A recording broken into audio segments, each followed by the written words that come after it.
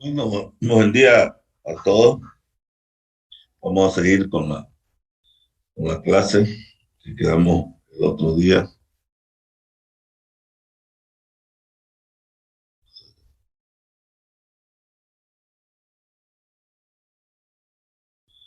Bueno, ¿y qué? ¿Lo vieron el ejercicio este con la barra chueca, inclinada? Sí, ingeniero. ¿Tienen algo para mostrarme?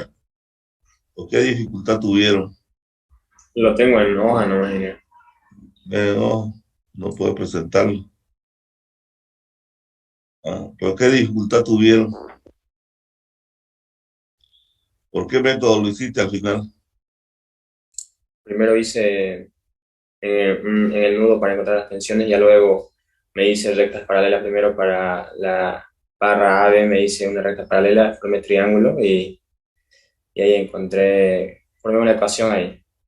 Y luego hice con la recta BC y otra ecuación y ahí tuve dos ecuaciones con dos incógnitas y ahí encontré mi resultado. O sea, lo hiciste por el segundo método. Sí, ingeniero. Te prestaste una recta auxiliar, ¿no? Hiciste dos ecuaciones con dos incógnitas, ¿no? Sí, sí. Es sencillo, ¿eh? No sé quién otro ha hecho.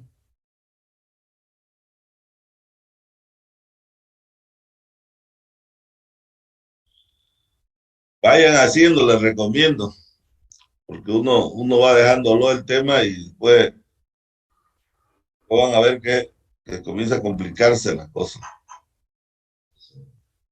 Mejor que vayan haciendo y vayan aprendiendo. Eso, eso es así. Estar dejándolo no gana nada. Bueno, ahora vamos a ver un ejercicio que tiene una chapa rígida.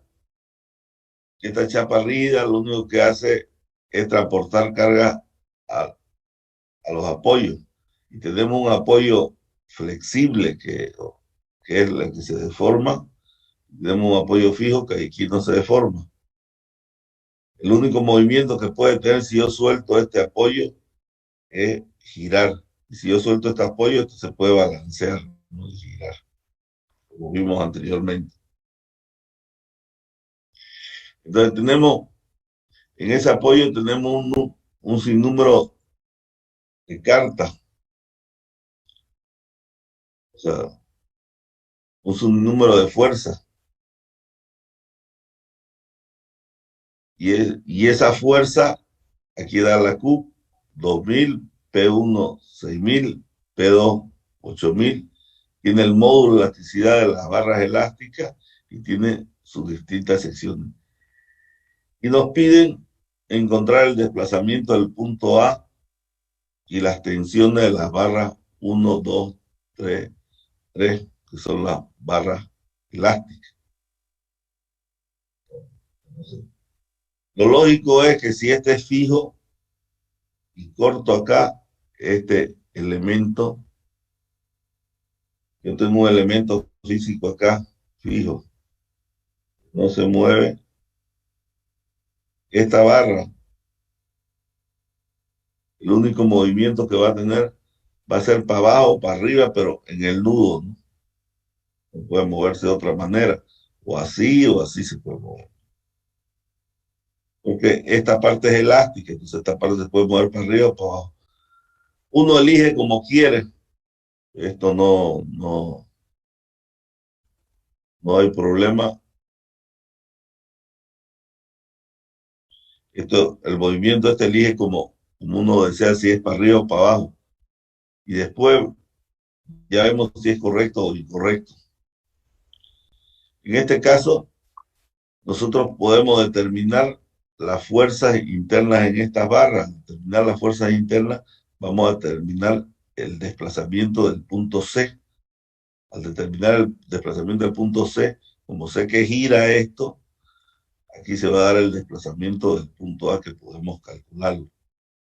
Entonces, la primera relación es suponer que nosotros, de alguna forma matemática, conocemos nuestro desplazamiento del punto C, hacemos una relación de triángulo. Entonces, el punto C es a 2 metros, como el desplazamiento del punto A es a 1 metro. Desplazando, tenemos que, si aquí se desplaza 2, aquí se va a desplazar 1, ¿no? Eso te da desplazamiento A, la mitad del desplazamiento C que puedo calcular. Entonces, lo primero que puedo calcular son lo que tengo que determinar para saber cómo se desplaza esto, es la fuerza interna en las barras. Entonces, lo que voy a calcular son las reacciones, porque esta fuerza, la reacción en este punto, me va a dar lugar a encontrar la deformación y desplazamiento de las barras 1, 2, 3. Entonces, ahí mi sistema corto, donde corto reemplazo por una fuerza, en este caso la reemplacé por una fuerza de compresión, ¿no? Y hago mi equilibrio, ¿no? Entonces, sumatoria de momentos en B, voy a obtener NC, que está correcto, es compresión, ¿no? Ya tomando momentos, tengo NC por 2 más 2000 por la distancia por 2, que es su resultante, 2000 por 2, 1, menos o igual, ¿no? Da lo mismo, menos 6000 por 1 igual a 0. Despejando, tengo NC que me da 1000, lo que quiere decir que este sentido era correcto. Lo que es reacción acá es acción en la barra. Entonces, esto me queda.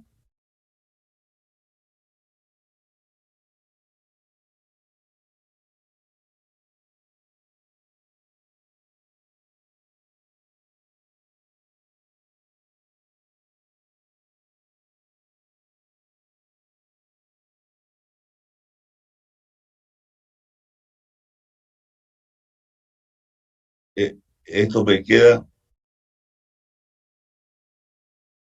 en mi sistema así.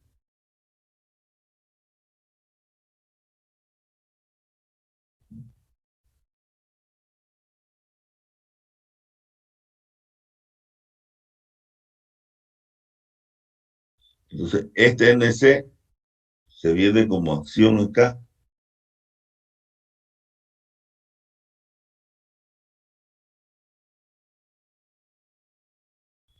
Aquí tenía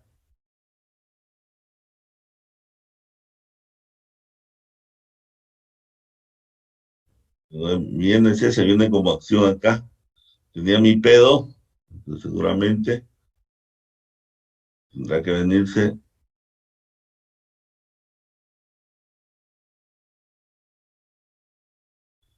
P2 acá.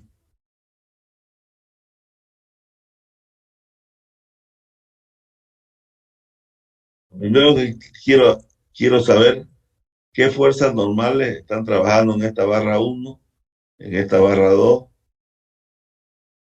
en esta barra 3. Eso es lo que quiero saber. ¿Qué N? Entonces yo corto antes de la P2 para saber qué fuerza está trabajando aquí. Eso es lo que hago. Entonces corto y la única fuerza es NC. Entonces, su equilibrante N1, la que está trabajando en la barra 1, va a ser igual a NC, va a ser 10.000 kilómetros. Figuramos que es compresión porque está apretando. Después corto acá arriba. Esta barra corto un poquito, ya incluye P2. Entonces, la barra 2 voy a tener N1, esta es la reacción, esta es acción. Tengo P2, entonces la fuerza que está actuando en N2 va a ser P2 menos N1, va a ser 7000, y extracción, porque la fuerza más grande es P2 que está jalando, entonces va a ser tracción. Pero quiero conocer también en la barra 3, entonces agarro y hago el equilibrio del nudo. Cuando corto el nudo, esta que era reacción se vuelve acción 7000 y tengo estas otras dos fuercitas. Haciendo equilibrio, sumatoria vertical, voy a obtener que N3, que la barra 3, va a valer por 4.041 kilogramos y es compresión porque está entrando. Entonces, sé que es compresión, sé que es tracción y sé que es compresión.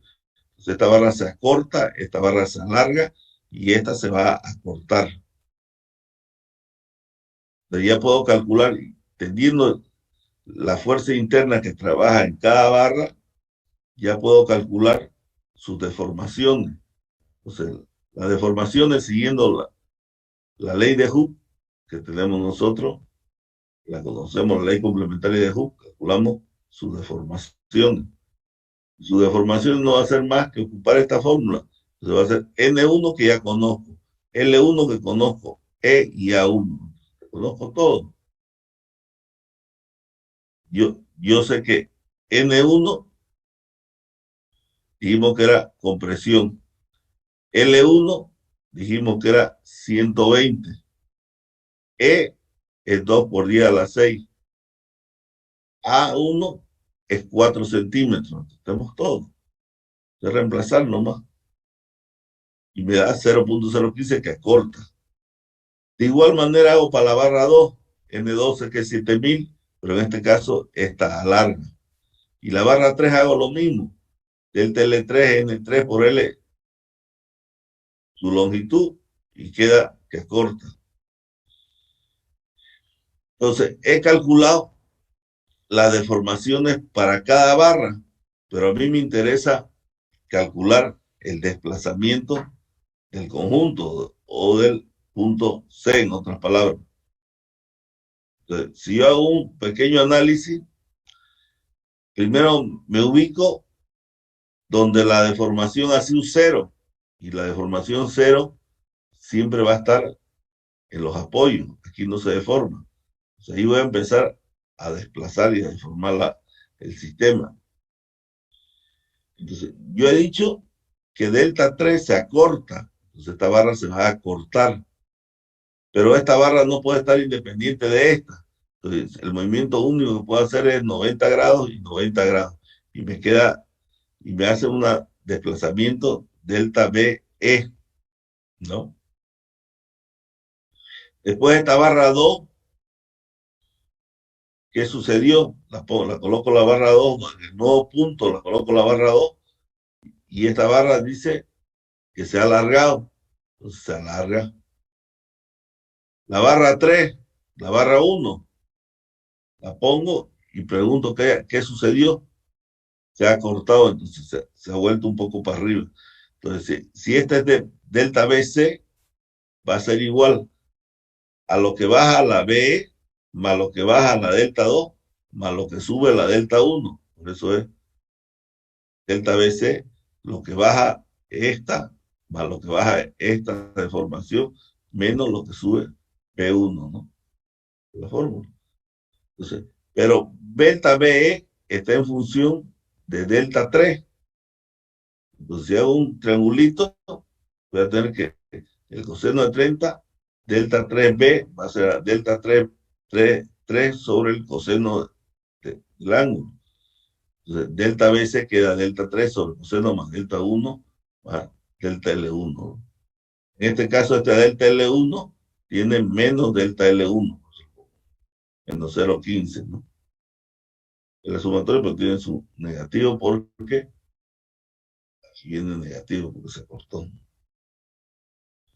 Reemplazando datos, vamos a obtener el resultado esperado, ¿no? Y eso es reemplazar datos, ¿no? Bueno, las tensiones es más fácil, ¿no? La tensión N1 sobre A1, ¿no?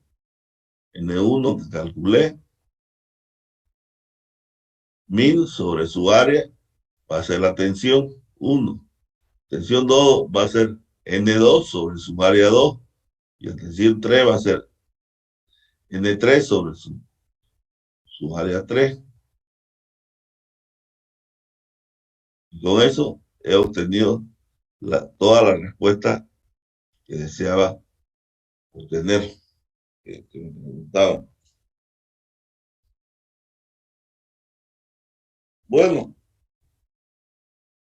Poisson observó lo siguiente. Y ya venía, ya venía observándolo, pero no lo puso en ecuación. Entonces vino Poisson y dijo, si yo cualquier elemento lo tironeo, este elemento se va a deformar en la parte longitudinal, pero se va a cortar en la parte transversal, ¿no? Eso es lógico, ¿no? Aquí vamos a ver un video. ¿Verdad?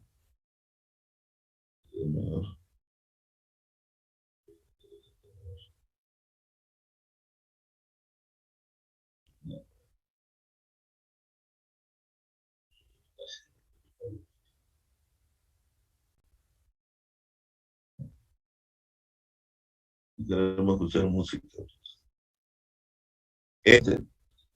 Tenemos un cubito, después tenemos un cubito que al tironearlo, vemos que si este cubito se alarga en su parte longitudinal, se acorta en su parte transversal. Y esa es la realidad que pasa en la ley, en el coeficiente de Poisson.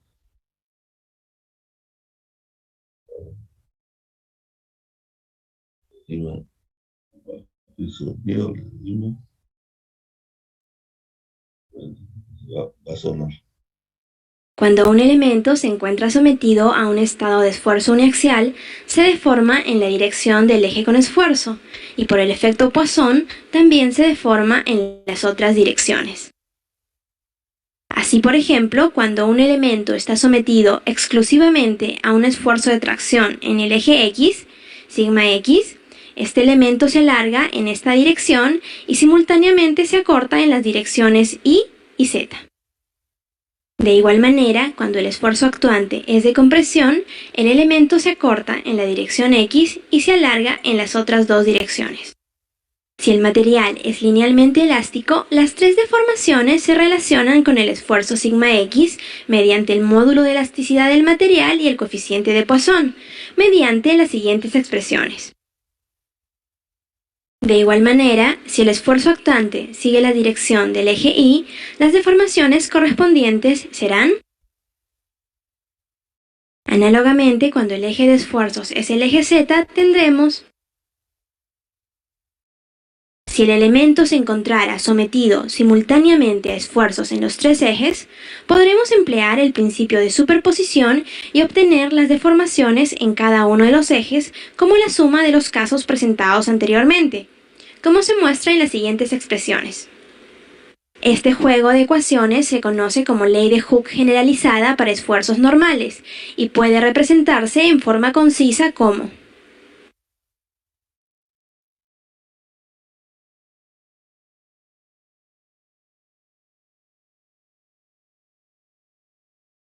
Bueno, y hay otra clase de videos del mismo tema, ¿no? Eso es lo que le está viendo ahorita.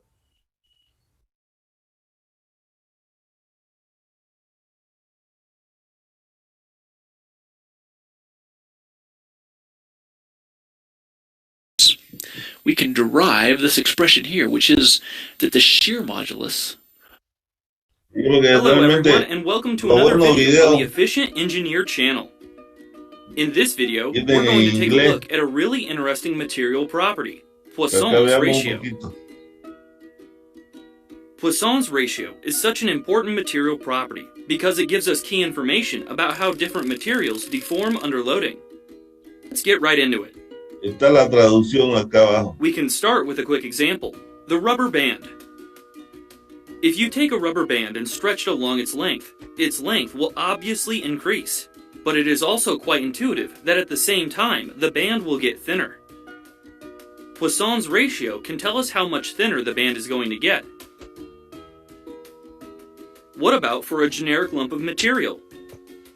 Take this little orange cuboid. If we apply a compressive force to it, it will expand in the directions which are perpendicular to the direction in which we are applying the load. The direction along which the load is applied, the longitudinal direction, and we call the perpendicular directions the lateral directions. If we reverse the direction of the force to apply a tensile load, the cuboid will obviously extend in the longitudinal direction, and it will contract in the lateral directions. The key concept here is that when you apply a load to a material in one direction, the material will also deform in the lateral directions. Poisson's ratio is the parameter that tells us how much the material will deform in the lateral directions. To define Poisson's ratio more precisely, let's take a closer look at the case where a tensile force is applied. First, let's give names to the various parameters involved. Lx, Ly, and Lz are the original dimensions of our cuboid along the x, y, and z axes. Delta Lx, delta Ly, and delta Lz are the changes in these dimensions after the load has been applied. They are shown as being divided by 2 because the change in dimension occurs on both sides of the object. Next, we can write out the strains in all 3 directions. As a quick reminder, strain is a measure of deformation and is defined as the change in length divided by the original length. It is denoted using the Greek letter epsilon and is usually expressed as a percentage. When we apply our longitudinal load, it turns out that the resulting strains in the lateral directions are equal. And here's the interesting part. They are proportional to the strain in the longitudinal direction. The ratio between the longitudinal strain and the lateral strain is actually a material constant. You might have guessed it by now, but we denote this material constant with the Greek letter nu, and we call it Poisson's ratio. By the way, Poisson's ratio is named after this guy, Simeon Denis Poisson, the famous French mathematician who formally defined the ratio in a note published in 1827. You might be wondering why a minus sign slipped into the equation. Remember that by convention, tensile strains are positive and compressive strains are negative. The minus sign is just there so that for the typical case where the lateral strains are opposite in sign to the longitudinal strains, we get a positive Poisson's ratio. Now is probably a good time to mention that this equation and the concepts described in this video only apply for isotropic materials. Materials are deforming within the elastic region. Things get a bit more complicated when plastic deformation is involved. Anyway, to summarize, Poisson's ratio is a dimensionless material property, which tells us how much a given material will contract in the lateral directions when we pull on it in a longitudinal direction. Now that we know what Poisson's ratio is, we can look at some typical values for different materials. Without getting too deep into the math behind it, it's useful to know that the theoretical... Bueno, ahí lo va chipando, porque él analiza varios tipos de materiales. Entonces, nuestra idea no es el concepto general. El concepto es general que yo jalo, esta se produce una deformación en X, y a su vez se produce una deformación en Y. Y existe una relación que se llama relación de Poisson, que me relaciona la deformación longitudinal con la relación transversal. Eso hace Poisson. Entonces, Poisson, coeficiente de Poisson, igual a la deformación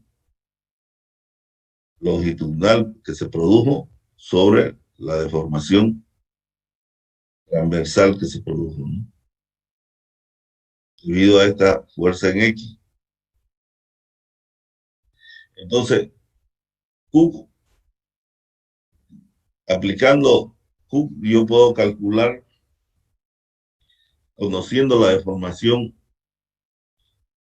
en X, que ya sabemos determinarla, yo de X igual a la ley de Hooke, ¿no?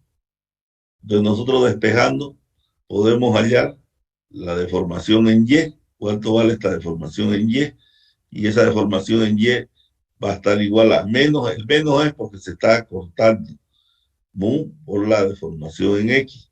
Y podemos saber su valor, porque ya sabemos el valor de en X. Entonces, reemplazando, tenemos que la deformación en X es igual a mu sobre E por la, por, por la tensión, ¿no? Que va a ser igual a la deformación en Y. ¿Qué nos ayuda a esto? Nos ayuda para hacer la ley generalizada de Hooke. Hooke supuso que toda su teoría estaba en base a un estado unidimensional, donde no se producía esto. Cuando viene Poisson, le dice, no, también la deformación transversal te ocasiona que el material no se deforme. Normalmente es igual, yo jalo cualquier correa, como dice, y tiene que encogerse la parte, se alarga una y se encoge. O sea, el material no puede salir indefinidamente. O sea, si yo estoy ganando material, lo que estoy jalando, algo se está produciendo. En este caso se está produciendo una deformación lateral, ¿no? Entonces, Hooke expresa mediante estas expresiones el estado tridimensional de tensiones. ¿Cómo llega a esta ecuación Hooke? Lo único que hace Hooke es decir, yo tengo un elemento donde le aplico tensiones en todo lado. Y yo quiero saber sus deformaciones, que son estas ecuaciones, ¿no? Entonces, como es complicado, voy a aplicar el principio de superposición de efectos. Voy a analizar qué sucede con las deformaciones cuando están sobre el eje X, qué sucede cuando están las deformaciones sobre el eje Y qué sucede cuando las deformaciones están sobre el eje Z. Eso es lo que hace. Entonces, lo primero que hace es analizar para el eje X. Y si yo jalo, esto va a salir, se va a producir debido a X, a la tensión en X, se va a producir una deformación en X, que yo ya la conozco, la fórmula. Hooke, ¿no? Entonces, yo quiero conocer la dimensión de la deformación en Y, va a ser menos mu por sigma X sobre E, y en Z va a ser menos mu por sigma X sobre E. Fíjense que es lo mismo, que es un cubito, ¿no? Ahora, ¿qué sucede si yo hago para el eje Y esta deforma? Se supone que son empotrados, por eso entonces, se deforma la deformación principal, va a ser la Y, ¿no? La Y, que aplicando la ley de Hooke va a tener este valor. Y las otras laterales, las que se producen por lo que se alarga esto y se corta esto, van a tener también una relación de Poisson. Esta va a ser la deformación debido a la tensión en Y. Igual hago para Z, y voy a tener una deformación que la conozco por Hooke, y las otras transversales van a ser en función de Z, pero con coeficiente de Poisson. Si uno las X, si sumo por él, porque para ver cómo se deformó en X debido a todo este estado de carga, sumo la deformación en X más la deformación en Y más la deformación en Z. Producto de cada uno, voy a obtener esta suma. Y ahí es lo que me da la ecuación de Hooke. Igual en Y sumo y me va a dar la ecuación de Hooke. Vuelvo a sumar y me da la ecuación. Con eso concluyo que esta es la expresión de la ley generalizada de Hooke. Este es para un estado tridimensional de tensiones, no para el estado unidimensional que no estamos acostumbrados a ver. Entonces, esto es cuando las tensiones se producen en todos los sentidos, ¿no? Entonces, tienen que tener en cuenta que si yo jalo, o sea, si yo, cualquier elemento que tenga, cualquier elemento, cuando yo estoy trabajando en un estado bidimensional, un estado tensional, si yo supongo un empotramiento acá, y yo tironeo este elemento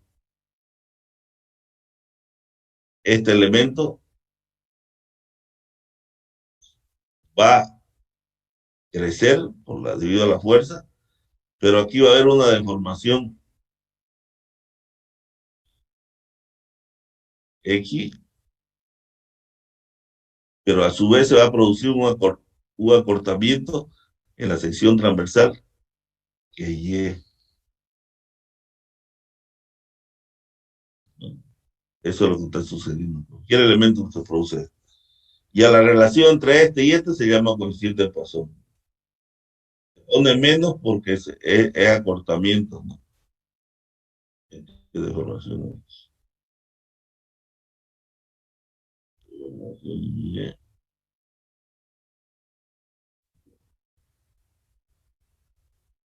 Eso es Poisson.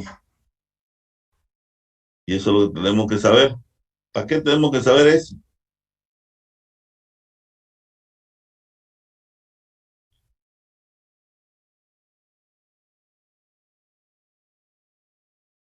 Tenemos que saber eso.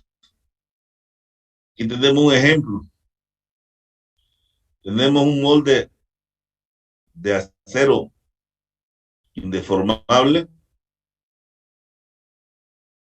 que no tiene tapa en el lado Z, pero aquí sí tiene una pared indeformable donde introducimos un cubo de goma totalmente deformable. Entonces este cubo de goma le aprieto una carga QI uniformemente repartida. A lo que lo aprieto, este cubo de goma seguro se va a deformar en Z y las paredes me van a impedir que se deforme en X. Se va a deformar en Y porque el Z se está deformando.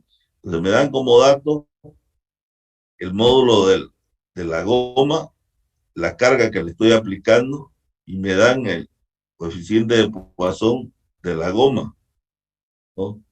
Y me piden que yo con esos datos calcule las tensiones y deformaciones que se han producido en el cubo de goma, ¿no? El problema que yo tengo es que tengo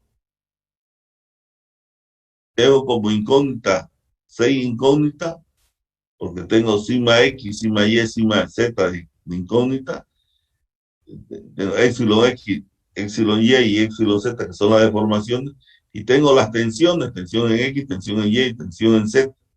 Entonces tengo 6 ecuaciones con 6 incógnitas. Tengo 6 ecuaciones, o sea, con otras palabras, tengo 3 ecuaciones con 6 incógnitas, porque necesito saber la deformación para X, para Y, para Z y la tensión. Entonces, si es un cubo de goma deformable que se introduce libremente sin holgura en un molde de acero indeformable, cubo de goma en la cara superior se está sometiendo a una presión uniformemente repartida QI, como muestra la figura, determinar las tensiones normales y deformaciones para todas las direcciones X, Y, Z. Bueno, lo primero que tengo que saber son las ecuaciones de contorno o qué está sucediendo inicialmente. Inicialmente yo sé, como estas paredes son rígidas e indeformables, cubo indeformable, ¿no? Al apretar el cubo de goma, estas no van a poder deformarse, porque va a haber una reacción acá en las paredes. Entonces, ¿qué sucede? La deformación en X, yo sé automáticamente que es 0.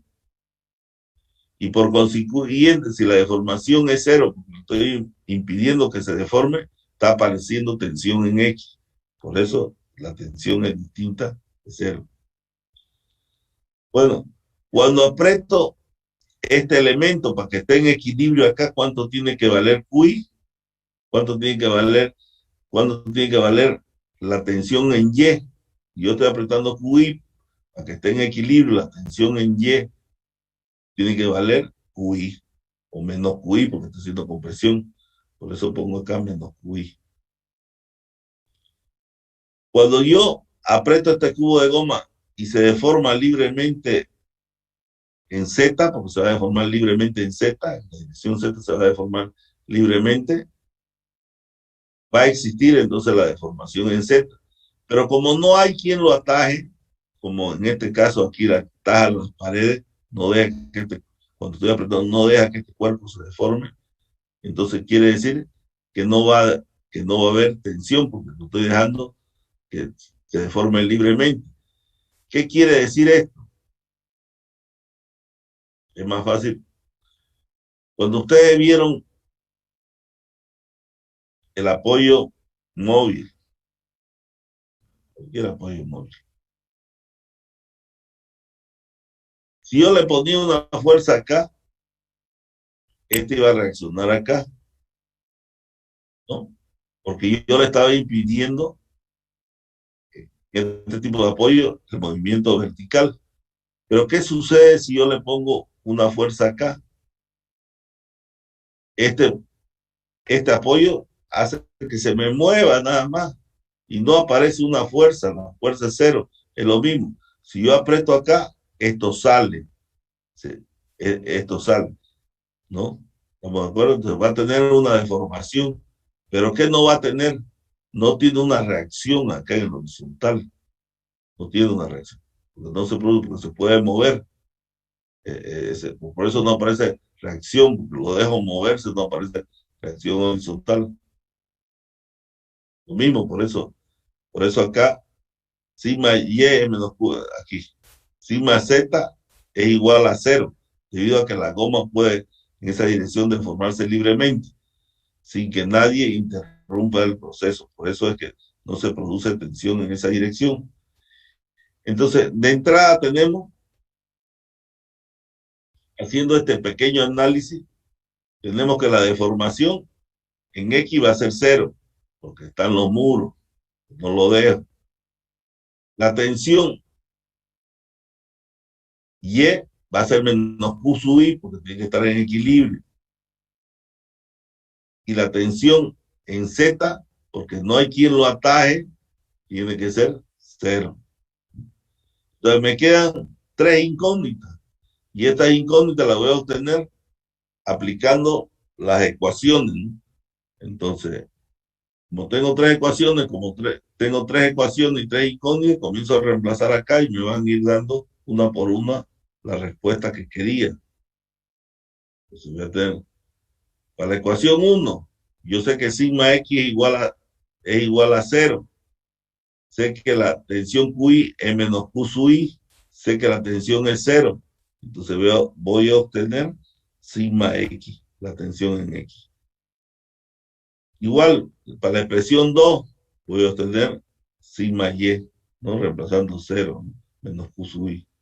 Igual, para la expresión 3, voy a obtener la deformación en Z. Y así obtengo las 6, lo que me preguntaron, las 3 tensiones y las 3 deformaciones.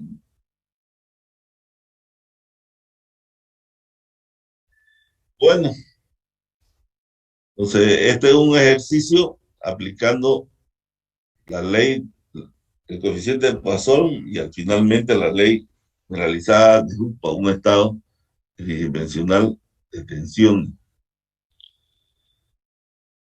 Bueno, pero para terminar el tema de este capítulo, tenemos que ver nosotros tensiones admisibles. ¿Y qué es una tensión admisible? La tensión admisible no es más que una tensión peligrosa sobre un coeficiente de seguridad. Muy, muy sencilla la definición, ¿no? Tensión peligrosa sobre un coeficiente de seguridad va a ser mi tensión admisible, ¿no? Pero ¿cuál es la tensión peligrosa? La tensión peligrosa es hasta donde nosotros tengamos conocimiento de cómo se comporta mecánicamente el material de forma eficiente y de forma que nosotros podamos controlarlo. Nosotros cuando vimos Por eso es que se hacen estos análisis de los materiales.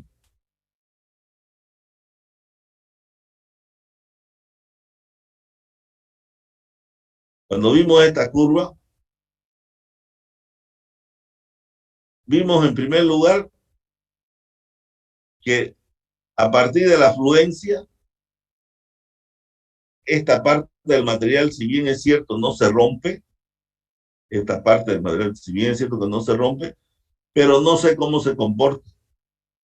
O sea, no puedo controlar ni las tensiones ni las deformaciones. Ya no son lineales, ya no recupera su deformación a partir del punto P, ¿no? Más de la fluencia. Entonces, nosotros en sí, en el único estado que podemos controlar el material es del punto 0 al punto A.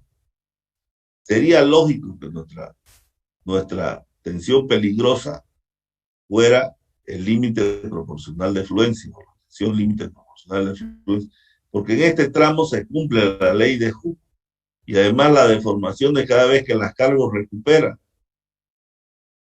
Pero los libros dijeron el punto B y el punto C prácticamente en los materiales dúctiles son casi en el mismo punto, quedan ubicados bien apegados, bien cerca, ¿no?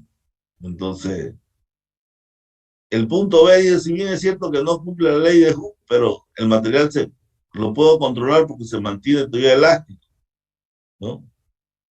Y el punto C queda ahí. Y el punto en el laboratorio, el valor más fácil de pillar, que no le pela a uno, es la fluencia. Porque es cuando hace un cambio brusco de comportamiento al material de venir linealmente, se cambia, pues uno lo siente ahí. Y estos tres puntos son casi igual. Y yo siempre voy a ocupar un coeficiente de seguridad que me va a asegurar que el material siempre está trabajando elásticamente. Entonces, es por eso que se elige la tensión de fluencia como la tensión peligrosa. Uno cuando va a las lomas o va a cualquier parte, la tensión que le dan a uno, la tensión máxima, no, la tensión de trabajo que le dan a uno, en los 4.200, 4.600 del acero de alta resistencia, ese le están dando el valor de fluencia, ese es el valor que le están dando. Entonces, al final, haciendo miles de ensayos de materiales, se definió que la fluencia iba a ser la tensión peligrosa. O sea, por eso, para materiales con escalón de fluencia, la tensión es la tensión de fluencia. Y para materiales sin escalón de fluencia, la tensión es igual a la tensión convencional de fluencia. Por eso es la importancia de saber calcular la fluencia en materiales de curva continua, porque la tensión peligrosa que vamos a tomar para conseguir la tensión admisible es la tensión convencional de fluencia, que ya aprendimos a calcular en la anterior clase. Bueno, con esto habíamos definido y nos habíamos puesto de acuerdo, se habían puesto de acuerdo cuál era la tensión que íbamos a ocupar en este caso de la fluencia. Pero había un factor N que se llama coeficiente de seguridad. ¿Qué valor le voy a dar al coeficiente de seguridad? Y ahí comienzan los problemas. Porque yo le puedo dar, con tal qué valor le dé este coeficiente de seguridad, esta tensión admisible va a ser mayor. Con tal, si crece mi coeficiente de seguridad, que es de inseguridad más que de seguridad, este valor va a ser más chico. Entonces, me aseguro que la dimensión de mi estructura va a ser más grande. Entonces, la importancia de este valor de seguridad es total. ¿Cómo aprendo y cómo sé cómo asignarlo? Bueno, existen varios factores que me van a determinar que yo elija un coeficiente de seguridad. Por suerte, en la actualidad hay normas. Entonces, la norma del hormigón me va a decir qué coeficiente utilizo. La norma del acero me va a decir qué coeficiente utilizo para distintas situaciones. ¿No? La norma de la madera también me va a decir qué coeficiente de seguridad utilizo para distintas situaciones. Pero además, yo tengo que estar seguro que este valor voy a poder utilizarlo.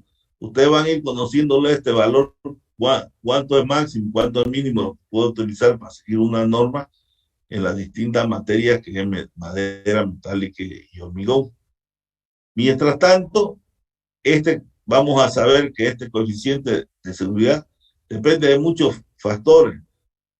Conocimiento, comportamiento físico y mecánico del material. O sea, cómo es nuestro material, el uso que se le va a dar a la estructura, la fiscalización, el método de cálculo de diseño, errores numéricos, perfecta evaluación de carga. O sea, un número de factores influyen para que yo adopte este coeficiente de seguridad. Un caso bien típico para el coeficiente de seguridad que nosotros vamos adoptando son la calidad de los materiales, qué material estoy utilizando. Cuando yo utilizo acero, ¿no? Que son los tres materiales que más, entonces, la barra de acero, ¿no? De acero.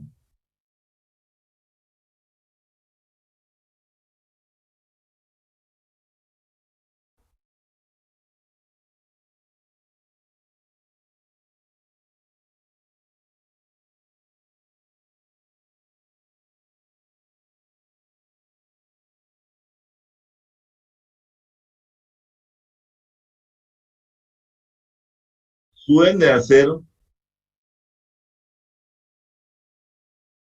el N del acero, el coeficiente de seguridad del acero, generalmente varía entre 1.10 a 1.20.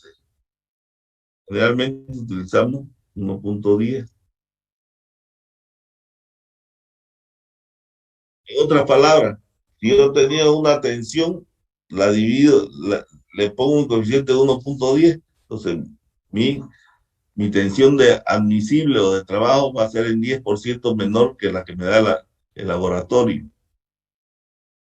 Este material es un material que viene de fábrica, por eso el 10% nada más le subo, o sea, no, o sea, de seguridad tengo. Es un material que viene de fábrica y que viene bajo un montón de controles que es difícil que falle su tensión, el valor de tensión que le dan en cualquier vendefierro, es difícil que falle. Además, ya viene con una dimensión estándar y yo voy comprando en función del diámetro y voy colocando ya totalmente hecho el material. Entonces, por eso el coeficiente de seguridad es bajo. Pero si tengo un material hormigón, ¿no? Un material hormigón. El material de hormigón no es más porque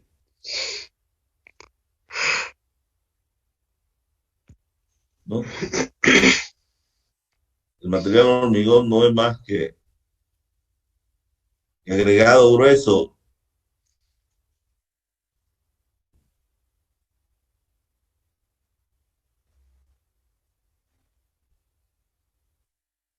no es más que agregado grueso, arena, agregado fino y agua. Su NF del hormigón generalmente, su N hormigón, ya es 1.6, realmente, lo que dice la norma. La media es 1.6. Quiere decir, a la tensión que me da el laboratorio, yo le bajo el 60%, lo divido entre 1.6, esa recién va a ser mi tensión admisible. Entonces, aquí había una seguridad máxima, 1.10 porque yo confiaba en el que me estaba vendiendo y confiaba en el fabricante y no puedo hacer la prueba y el 99% siempre va a dar que es correcto. Me dirán el hormigón, pero el hormigón ya lo garantizan, ingeniero. Tiene Orbipress, Concretec o no sé qué PEC, de acá que hay en Santa Cruz, y le venden el camión cisterna con el hormigón garantizado. Entonces usted puede bajar este coeficiente de seguridad. Sí, le puedo decir, ¿no? Pero el problema es que ese camión que viene certificado no me trae el elemento hecho. Si no, yo tengo que construirlo el elemento. Yo tengo que agarrar, tengo que hacer un encofrado y dentro del encofrado vertir el hormigón, ¿no? Tengo que vertir el hormigón en masa. Me lo trae en masa, no me lo trae hecho, ¿no? Entonces, en masa. Tengo que vertir el hormigón en masa. Después de vertirlo el hormigón en masa, tengo que vibrarlo. Y después de vibrarlo el hormigón, tengo que curarlo 28 días para que el hormigón recién alcance la resistencia que yo estoy buscando. Entonces, tiene un montón de trabajo adicional el hormigón para que las tensiones que yo asuma no se den, ¿no? Entonces, es así. Entonces, yo este material desconfío más. Al desconfiar más, es que mi coeficiente de seguridad es más alto. Por eso es 1.6. Y si sigo desconfiando del material, por ejemplo, otro material bien común es el suelo. El suelo ya está constituido por cualquier cosa, ¿no? Es lo que me toque más o menos en el terreno, ¿no? Pero el suelo, al final, es un material donde se va a depositar la carga. Entonces, es un material importantísimo el suelo. Y como el suelo, yo no lo conozco bien el suelo, tiene más dudas el suelo y es donde se deposita la carga, el coeficiente de seguridad del suelo está alrededor del 3. El valor del laboratorio que me da el suelo, yo lo divido entre 3 y esa es mi tensión admisible que voy a trabajar en el suelo. Me dirá, pero una barbaridad, le va a dar una fundación grandísima, sí. Pero yo no tengo el conocimiento perfecto del suelo. Este 3 se lo puede bajar un poquito, pero no se lo baja mucho tampoco, ¿no?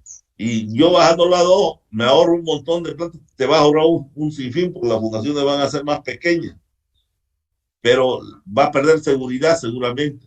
Las personas que conocen bastante de suelo y bastante las zonas son capaces de bajar un poco.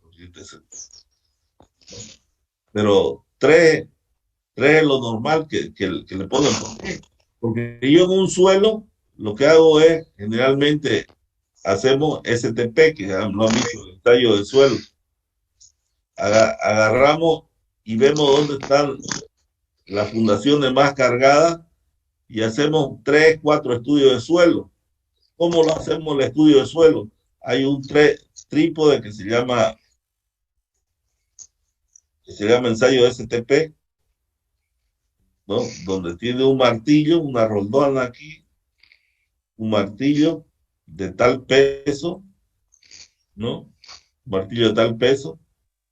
Y bueno, y este lo vamos a jalar de acá. Y con una cuchara que se llama Terzaghi, nosotros tenemos que introducir esa cuchara al suelo con número de golpes.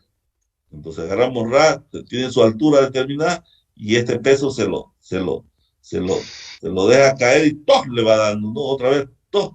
Y veo con cuántos golpes entra una pulgada y con relación al tipo de suelo, entro unas tablas que me da Terzaghi, entro unas tablas y encuentro la tensión de cada extracto de suelo que tenga. También los extractos de suelo contar el extracto de suelo, va a ir variando las tensiones. Y al final, analizando, veo dónde lo voy a fundar. Seguramente voy a buscar donde sea más arenoso, donde se deforme menos, donde voy a fundar. Pero este estudio hago aquí y en la acá me da diferente. Y en la acá me da diferente.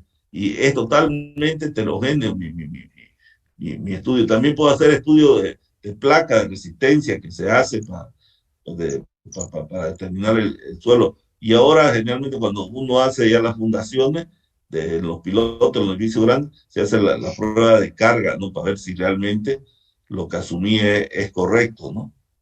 Entonces, como tengo tanta desconfianza del material suelo, es que tengo que utilizar coeficientes de seguridad altos a los materiales, ¿no? Entonces, cuanto más conozco yo el material y sé que estoy más seguro, elijo, fíjense que elijo coeficiente de seguridad bajo. Cuanto más se me complique y menos tengo conocimiento, seguro que voy a obtener coeficiente de seguridad alto, ¿no? Que eso, cuanto más grandes sean los coeficientes de seguridad, más gruesa va a ser mi obra, ¿no? Más cara va a ser mi obra, ¿no? Entonces, la habilidad de uno es tratar de obtener los coeficientes de seguridad correctos para no hacerla ni más cara ni más barata, sino de hacerla de forma correcta. Porque al principio pongo coeficiente de seguridad seguramente alto, al principio, cuando yo salgo recién ingeniero, y después ya me voy normalizando. Otra cosa importante que define un coeficiente de seguridad, o sea, es el uso que se le va a dar a la estructura o a la que has diseñado. Es distinto una estructura pública que una estructura privada. O sea, ¿hasta qué te digo? Hasta en la construcción, en la construcción, es distinto construir un edificio público que un edificio privado. Miran, ¿por qué? ¿Cuál es la gran diferencia? Un edificio público está sometido a cargas imprevisibles, ¿no? Por ejemplo, ustedes han tenido hace un año más o menos la caída de las barandas de UPEA, de la Universidad del Alto. Esas barandas en una vivienda podrían haber sido buenas, pero en una universidad esas barandas son un peligro. O sea, nunca debieron ponerlas. O sea, el que diseñó eso no puede poner, o el que construyó eso no puede poner ese tipo de baranda. Porque en la universidad no sabe uno qué pasa, y como sucedió en ese entonces, agarraron, se pelearon dos grupos, agarraban puñetes, le pusieron más fuerza que la que debían a la baranda, y la baranda se cayó y se cayeron la gente. O sea, generalmente ese tipo de barandas no se hace en una universidad. Una universidad se tiene que hacer estructura gorda, bien dimensionada, viendo que las personas que van a subir ahí o van a estar, la carga que se va a incrementar es muy variable. Mientras uno da clase, son pocos alumnos los que van a ir a dar a las clases, van en la mañanita. Cuando yo vea a las 7 serán 30 los que se despiertan temprano y van a clase. Pero cuando doy examen, entran 150 alumnos. Entran los que tenían que dar clases, los contratados y no sé quiénes más, ¿no? O sea, entra todo el mundo a dar clases, a tomar el examen, ¿no? Entonces, o sea, las cargas son muy distintas. Además, yo creo un cuarto, porque cuando dimensiono un aula, yo tengo que definir qué carga, para cuántos alumnos van a ser, y los pongo cómodos, ¿no? Los pongo que son para 60 al aula de alumnos. Pero en la Universidad Gabriel René Moreno, por ejemplo, que ustedes lo conocen más que todo, esas aulas de 60 alumnos le meten 80 y le meten 100. Y el calculista no calculó con 100 calculó con 60. Entonces, esa aula debería caerse. Entonces yo no puedo poner un coeficiente de seguridad de 1 a 1. Seguramente que pondré, como es pública, pongo 2, 3, no sé, coeficiente de seguridad más alto, porque la universidad no sabe uno que, o la, universidad, la construcción pública es bien complicado analizar carga, porque uno tiene que imaginarse qué carga va a poner, y si uno se imagina desastre, le ponen tal cantidad de carga que te da una obra tan gorda que al final no la vas a construir. Entonces, el uso que se le da a la estructura es importante. Cambia en una casa privada, ¿quién va a la casa? Van 3, 4 personas y nadie más, o sea, nunca hay esos bolleos, nunca. Entonces uno puede garantizar menos gente y seguro que la estructura va a ser más suave que una construcción normal de una universidad pública, ¿no? O si yo construyo en el campo, ¿no? No puedo poner para el campo coeficientes altos, porque no está en riesgo la vida tampoco el ser humano. Entonces, un galpón seguro en el campo tendrá menos coeficientes de seguridad que el galpón que está en la ciudad. Pero mira, ¿y por qué en el campo? Porque lo quiero hacer barato. Y como no hay gente, no hay riesgo de vida humana, yo le puedo bajar un poco los coeficientes de seguridad. Y con eso no se va a caer, porque los eventos allá son menores que los eventos que suceden acá. Y por eso a veces llega un viento fuerte y se lo lleva el techo, porque yo no lo había, o sea, no se lo había calculado para que soporte ese viento, ¿no? Entonces, cuando yo diseño, yo le pongo un uso de vivienda, uso de no sé qué, uso de vivienda, uso de discoteca, uso de oficina, uso de parqueo, y con tal el uso que yo creo que se le va a dar a ese edificio, yo tengo ciertas cargas. Por ejemplo, evaluar las cargas de un estadio donde la gente brinca, salta, o sea, es complicadísimo, ¿no? ¿Cómo se va a mover la carga en el estadio? Cuando meten gol, salta una tribuna, cuando los otros no se mueven, el otro está más cargado, menos cargado. Entonces, la simulación de carga para poder poner coeficientes en un estadio es tremendo. Entonces, seguro que los coeficientes de seguridad que voy a obtener o que tengo que tener tienen que ser coeficientes de seguridad altos, ¿no? Y así sucesivamente, yo tengo que en el transcurso de aquí para adelante tienen que aprender y van a ir aprendiendo a manejar qué coeficiente de seguridad van a ir utilizando. Al principio uno, con sus primeras estructuras que diseña, utiliza coeficiente de seguridad siempre alto, ¿no? Porque desconfía.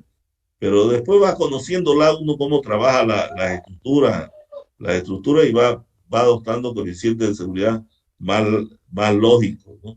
Más lógicos, ¿no? Eso siempre ha sido así, ¿no? En mi primer cálculo estructural yo desconfío de todo, ¿no? Entonces, porque es mi primer cálculo. Pero después ya me voy acostumbrando a calcular y ya entro facilito en normas, ¿no? Las normas nos ayudan un montón y nos dicen cómo vamos a cargar, cómo vamos a calcular, o sea, las normas nos ayudan, nos guían un montón para poder calcular, ¿no? Generalmente nosotros calculamos bajo norma. Ahora hay estructuras que se calculan fuera de norma. Hay estructuras especiales como las que hace Calatrava, ¿no? En España, ¿no? O sea, ¿no? Estructuras especiales que él dice, yo no diseño bajo norma, pero él tiene la ventaja que ese tipo tiene un grupo de gente que va haciendo un montón de ensayos y va a un montón de controles cuando se hacen sus obras, ¿no? Son obras monumentales, ¿no? Tienen el no sé qué, el edificio, ahí pongan Calatrava, ingeniero arquitecto Calatrava, y lo va a ver el montón de obras hermosas que ha hecho en todo el mundo. Y él dice, generalmente no diseño yo bajo normas, ¿no? Porque si no, mis obras fueran gordas, pues, ¿no? O sea, serían obras, no serían artísticas sus obras son bien bien artística de Calatrava, ¿no? Entonces el saber poner un coeficiente de seguridad es muy importante, porque además es un coeficiente que está en manos de nosotros.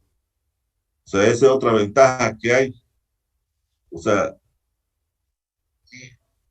si yo no conozco, si yo conozco perfectamente qué va a suceder en la obra, si yo conozco perfectamente, seguro que, y conozco la obra perfectamente, o le decía como lo del suelo, lo conoce bien el suelo, que analiza, ha hecho hartos edificios cerca y conoce el suelo de la zona, él puede bajar los coeficientes de seguridad, porque conoce. Pero si vos no conoces, lo vas a subir, ¿no? Entonces, el conocimiento de lo que estoy haciendo, no solo en suelo, sino en hormigón, en estructura, los controles que se le da a una estructura cuando se va a construir, es importantísimo para que los coeficientes sean bajos o altos. O sea, si yo tengo obras que no tienen ningún control, seguramente mis coeficientes de seguridad tienen que ser altos. Si yo tengo obras como son las petroleras o las mineras, o alguna obra pública que tiene un montón de controles, tiene una fiscalización aparte que controla la obra y controla cada material que entra, y controla cada fierro que entra, y controla cómo se construye, yo puedo bajar los coeficientes de seguridad, se puede bajar. Pero tiene que saber uno, por eso tiene que, uno cuando va a calcular, tiene que conocer quién es el cliente, más o menos quién es el que lo va a construir, porque al final uno está firmando por 30 años que no va a pasar nada a la estructura, y ustedes han visto, recién en Miami se cayó un edificio, ¿no? ¿No? O sea, y es así, o sea, o aquí en Málaga se cayó, ¿no? Para el medio construir, ¿no? O sea, y eso generalmente repercute en nosotros los que calculamos, ¿no? Por suerte, las normas y los materiales son tan nobles que son pocas estructuras las que las que tienen problemas. Entonces, el saber elegir un coeficiente de seguridad es importantísimo. Eso lo van a ir aprendiendo en el recurso de su carrera, de la carrera de estudiar, y también van a ir aprendiendo en la vida diaria cuando sean calculistas y tengan que definir cuál es el coeficiente de seguridad que tienen que adoptar. Con esto hemos concluido esta unidad. El miércoles empezamos con la unidad 3. Vamos en cronograma, pero no sé si tienen algo más.